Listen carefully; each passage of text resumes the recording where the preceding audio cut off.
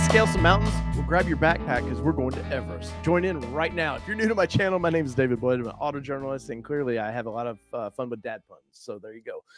But today on the show, we're going to talk about the new Ford Everest. And you're probably thinking to yourself, Dave, that's down there in Australia. And you would be correct to think that. But I'm being told, rumor has it, and from things I'm seeing around Detroit, we might be getting this in the United States. And there's been a crowd begging, and I mean begging, for the Everest in the United States for a long time. So Ford has paid attention. It sounds like, remember, this is speculation till Ford announces it officially. People have been begging for this vehicle for a long time, and it looks like we might be getting hit here in the United States. So smash that like button. Think about getting a subscription, and let's add the Everest to the channel. So I did a video a couple months ago talking about the Everest and just generalities about it, and I love this thing. I like a pure SUV off-road vehicle. Now we have a Bronco, and yes, that is more of a utilitarian kind of SUV, but the idea that this thing is structurally, it has a solid roof, I kind of like that.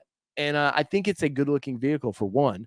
But the idea that it's built around the T6 platform that the new Ranger's built around and the new Broncos built around is really exciting. And that just means there's an opportunity for aftermarket here in the United States to plus this up. And that really excites me because a lot of times we get a cool SUV like this, an off-road based SUV, and aftermarket doesn't pay it any attention. And well, we never get to fulfill our fantasies of having a badass SUV on the trails. So I think with Everest, we actually could get that. And as you can see here, this thing was voted Car of the Year by Wheels. I'm assuming is a magazine in Australia for 2023. And just from the get-go, this is their opening page of this thing. This is exactly made to off-road. There's no quims about it. Like, hey, look, there's sand being thrown everywhere. There's a person on the wrong side of the steering, like we need them on the other side, but I'll forgive you because this is Australia and you guys do things different down there. I think Ford with this it just looks great.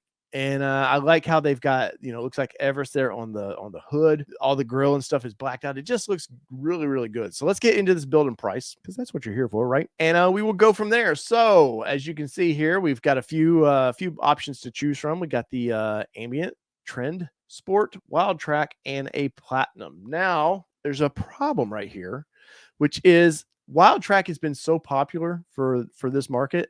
They're sold out. It says 2023 production is sold out. To inquire about future stock and availability, contact your nearest dealer by clicking here. Well, when I do that, it takes me to Brighton Ford of Australia. Allie, when are you going to Australia? But anyways, I thought that was kind of fun.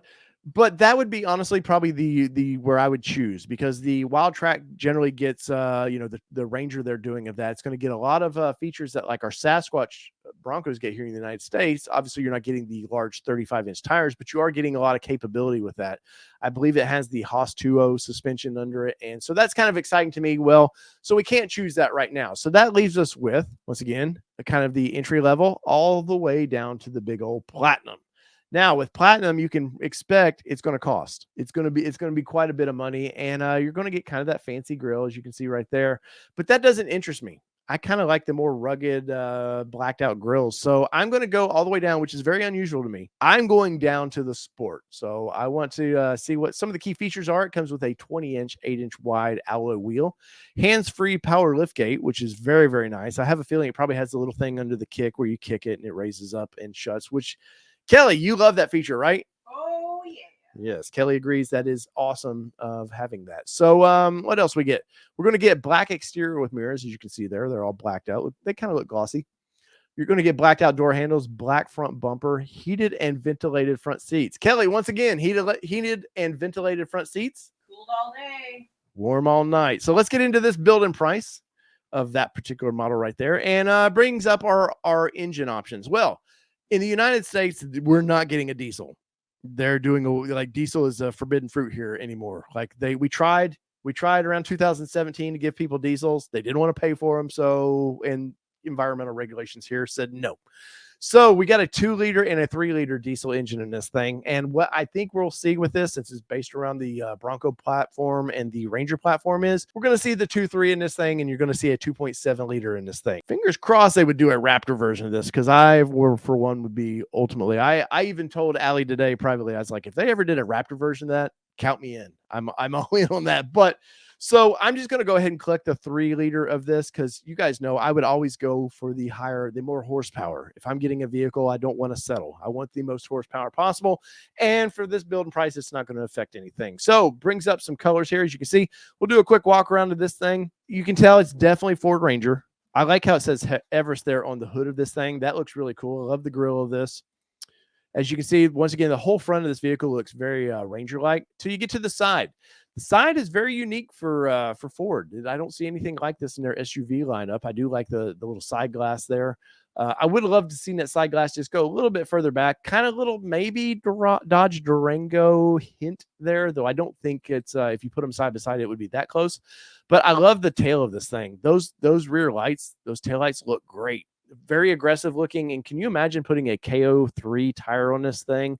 Something more aggressive looking for the side of this vehicle. I think those taillights, it would just make everything pop even more than it does now. So let's get into color because I've always said it. Color is where your personality starts to show through with a vehicle. I mean, yes, you can choose an aggressive looking SUV till you get some color, kind of make it pop there just a little bit. Your true personality is not showing through there. So first off, we got Arctic White, as you can see right there, which is we have this color in the United States. I like a white SUV. Kelly knows I've had a white SUV in the past, and that was one of my favorite SUVs. So next up, we have Meteor Gray. And as you will see through their build and price here, everything is an upcharge. It's like they were paying attention to how Jeep does in the United States, except for usually in the United States, we only get maybe 1 or 2 special colors they upcharge for. But for 700 Australian dollars, you can get that. Or aluminum here, which is our iconic silver. Generally, I've said it before, I'm not really a silver guy, but can you imagine that thing, you take that Expel, that Maddox paint protection film over that in this SUV? Oh man, that would be really rad. Next up, we have Sedona Orange, which I have a feeling it's kind of like our hot pepper red that they do here in the United States, though this image of it, the digital image of it, doesn't fully give me those vibes, but I have a feeling that's kind of where it's at. Blue Lightning is next up, which I believe we call Lightning Blue here in the United States. And with those black glossy plastic like that, that is hot. That is a good looking vehicle. Next up, we have Equinox Bronze, which I don't know this color here in the United States where this would be. Hey, Ford, this is a rad color. Bring this to the United States right now. I guarantee you, if this color was for Ranger Raptor, I'd switch my order right now. I would call up Brighton Ford in Michigan and be like, hey guys, we got to change it. This is a better color. And finally, we have Shadow Black. And Shadow Black is always menacing. The black SUV like that is always menacing. Can you imagine if they just put a touch of red where it says, whatever, if they have the engine right there, whatever they label it, just like a little touch of red for some Venom look, that would be rad. But ultimately, it's a great looking SUV. And leave me a comment. Where are you at with this thing? Do you like this SUV or not? Because I personally do. Now, out of all the colors I'm going to choose, and remember, there's an upcharge to all these, I'm going that bronze. Now, once again, this is not a United States color as of right now. So I know we have 24 colors are coming up. So maybe they bring this to the United States. We'll learn in the next couple months. As of right now, that would be the color for me because I like how it's not completely blacked out, but it gives you a lot of good vibes about it. So, and once again, with all the lettering and everything, the way they've done that, it just looks really, really good. So leave me a comment. Which one would you choose? Now, interior is up next. Yes, it's a right-hand drive vehicle. So, obviously we need it to be a left-hand drive. But as you can see in the interior of this thing, very Ranger vibes about this. So if you've got to sit in the new Ranger, I know they've been showing some around the United States. So if you've got to sit in that, it's going to definitely feel like home. But I love the interior of the Ranger. I think Ranger right now has one of the better interiors. I still don't know that the Ranger is the best design for midsize, but I do love the interiors of this thing. I think they're great. Now you're going to get that the little E shifter there. You're getting all your GOAT mode dial will be right over here. Let's see what else we got here. Those seats look great. They look very comfortable. I like the black materials that they're using. Of course, these are digital renders, so we don't know what it actually would look like till we actually know.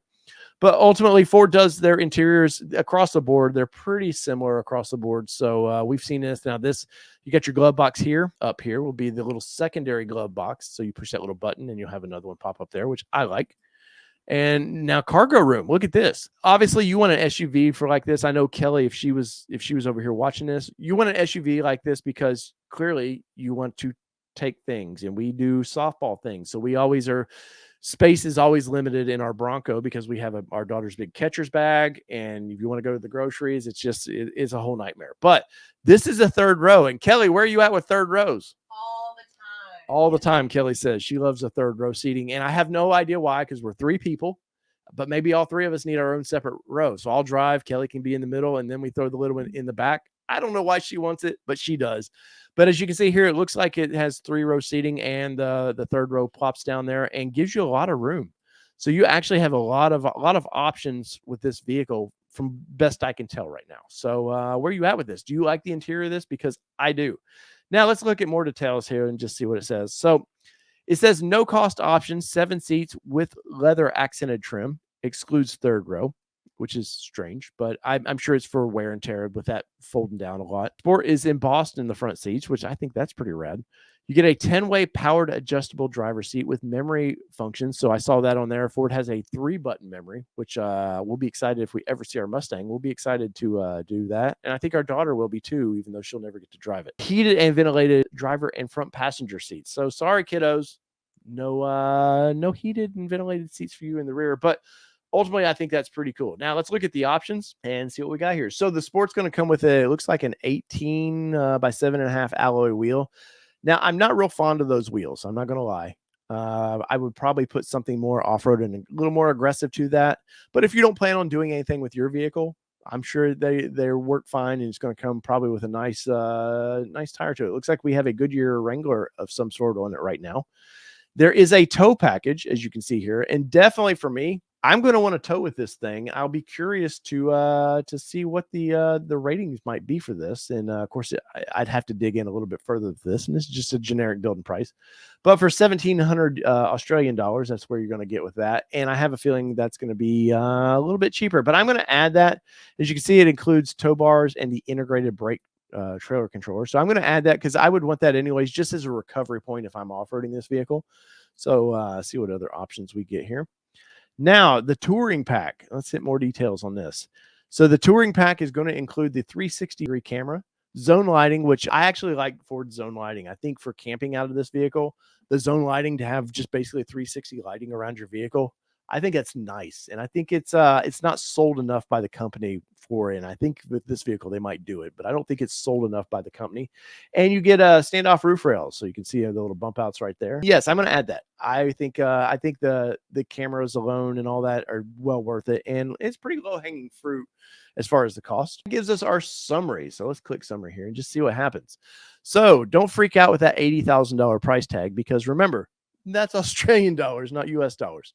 So that we're going to assume at this price tag, remember, we're assuming the 3-liter diesel in this, we're going to say that's the 2.7. We'll go from there, but if we're going to get the 10-speed automatic transmission, which I know and love in my Bronco, and that is with the full-time 4-wheel drive. So it does have that all-time 4-wheel drive that I know a lot of people here in the United States want desperately. So 80,256. Now let's do some math, and let's go to our old converter here. So let's click 80,000 and hit enter and just see what happens here. Converted to Australian money, from Australian money to the United States, we're looking at $53,851. Now that doesn't actually seem too bad, because our Badlands Bronco was $54,000, including the Sasquatch package, but it's going to be a trade-off. You're going to get probably more durable interior with the Bronco, but this is more of a, we go to town, we might take it off-roading every so often vehicle. And for $83,000, that's not too bad. And I'd be curious what you think about this. Would you be interested in the Everest? I personally am. Anytime we can get a true body on frame SUV, which we're lacking so much here. You know, the 4Runner's kind of it's been around forever. Toyota's teasing, you know, there might be a Land Cruiser here for the United States, which we'll find out in a couple weeks. I'm happy that Ford is taking this on, because General Motors has given up on this. They just want to do, you know, unibody vehicles, which nothing wrong with that, but they don't want to pursue off-road. And I think that's where, you know, body on frame is truly helps us here in the off-road. So in the comments below, let me know what you think about this. Are you excited by this as like I am, or you're like, it's okay, but I would rather have something else. So you know what to do. Type away. Let us know. So whether it be 2-wheel drive, 4-wheel drive, or this badass Everest, I'm going to climb in and drive. Dad jokes. This has been your All Terrain Nation. I'm your host, David Boyd, and we're out. Peace, everybody. Love y'all.